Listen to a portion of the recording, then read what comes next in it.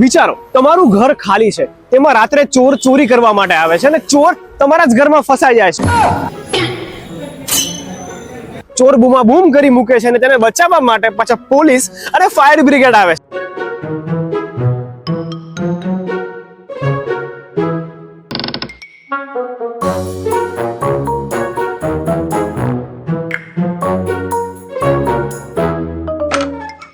અને ચોરનું રેસ્ક્યુ જોવા માટે લોકો પણ ભેગા થાય છે.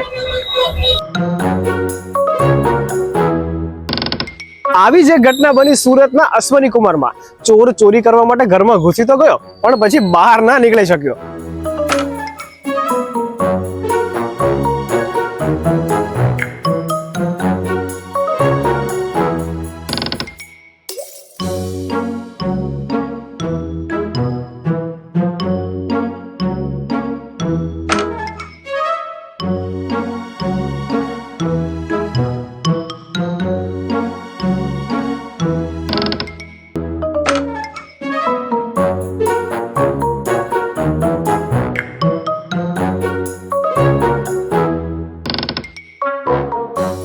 પછી ચોરને ખબર પડી ગઈ કે ભાઈ લોચો પડી ગયો છે, એટલે એને બૂમા બૂમ કરી મૂકી. બધા શેરીવાળાને બોલાવ્યા અને પછી તે લોકોએ પોલીસવાળા અને ફાયર બ્રિગેડને બોલાવીને ચોરનું રેસ્ક્યુ કર્યું અને તરત કાયદેસરની કાર્યવાહી પણ હાથ ધરવામાં આવી.